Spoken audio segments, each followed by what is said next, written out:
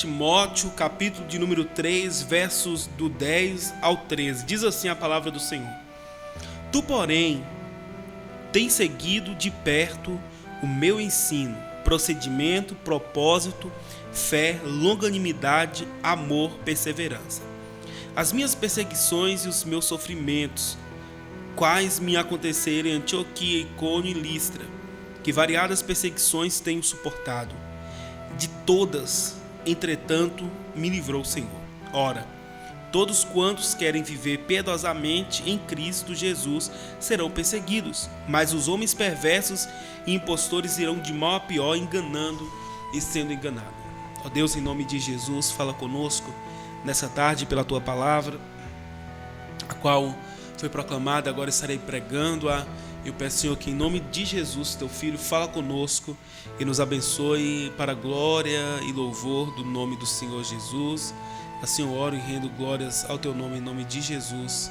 Amém. Meus irmãos, Paulo considerava Timóteo filho amado na fé. Ele cuidava de Timóteo, tinha um zelo por Timóteo.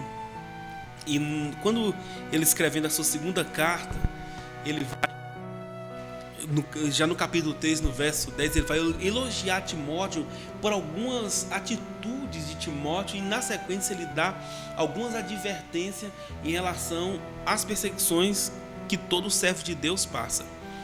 E nós vemos aqui no capítulo, no versículo 10, ele falando: Tu, porém, tens seguido de perto o meu ensino. Note bem que Paulo havia ensinado, discipulado Timóteo numa maneira de vida. E Paulo passou-se o tempo, Timóteo já era obreiro cuidando de igreja. E ele louva esta atitude de Timóteo, porque ele estava seguindo de perto o ensino, não era seguindo de longe, não era mais ou menos, ele estava seguindo de perto, muito de perto, estava seguindo Timóteo, tudo aquilo que Paulo havia dito. Quando nós nos afastamos, irmãos, das instruções do Senhor, e a palavra do Senhor diz que crer no Senhor estarei seguro, crer em seus profetas e prosperarei. Então o caminho é crer no Senhor e nos seus profetas. Alguém fala: mas irmão Everton, nós temos muitos falsos profetas. Mas o crente, ele tem o Espírito de Deus que lhe dá discernimento de todas as coisas. Então ele não é enganado, porque ele tem o Espírito de Deus que discerne essas coisas. Depois ele continua dizendo que ele segue de perto o ensino, mas também segue o procedimento, propósito, fé, amor, esperança.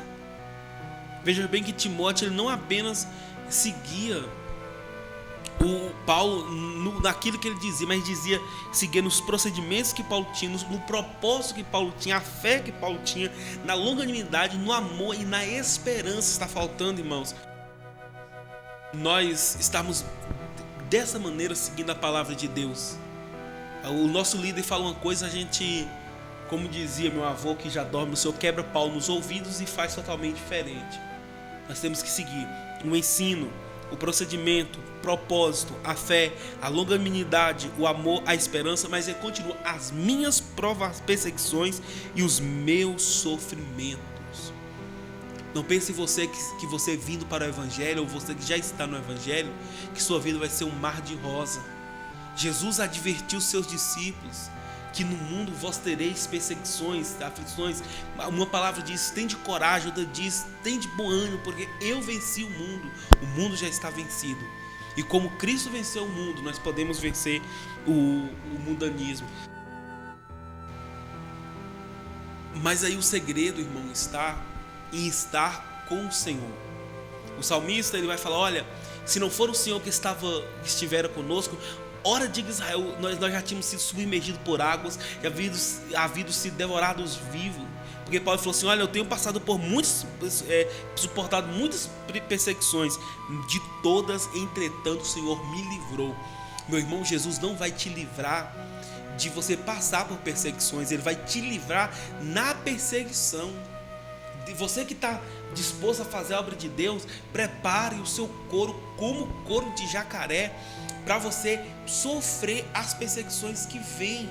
Porque isso são, irmãos, instrumentos que Deus usa para nos purificar, para nos moldar, para nos fazer mais próximos dele, mais próximos do reino dele.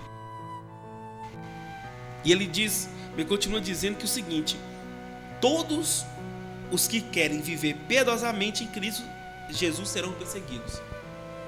E para nós é motivo de glória, de gozo, quando nós somos perseguidos. É porque no passado profetas foram perseguidos, homens de Deus fomos perseguidos, e nós estamos sendo achados dignos diante de Deus de também sermos perseguidos. Mas os homens perversos e impostores irão de mal a pior, enganando e sendo enganados. Os homens perversos, eles olham para o servo de Deus sendo perseguido e passando por dificuldade. Eles falam: nossa, ali está uma pessoa que se deu mal. Mas na verdade ele não sabe que nas tribulações, nas aflições, Deus é um amparo seguro e presente, como diz o Salmo 46. Deus é nosso refúgio e fortaleza, socorro bem presente na hora da angústia.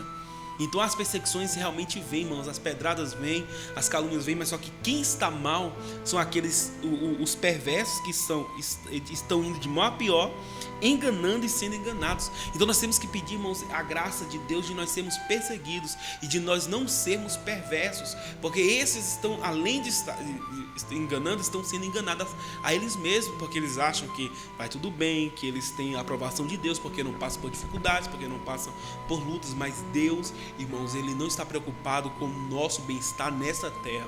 É claro que Deus tem prazer de ver seus servos abençoados, mas o maior interesse de Deus é ver nós purificados, porque as perseguições e as lutas e as tribulações, nós vamos sendo conformados à imagem de Cristo.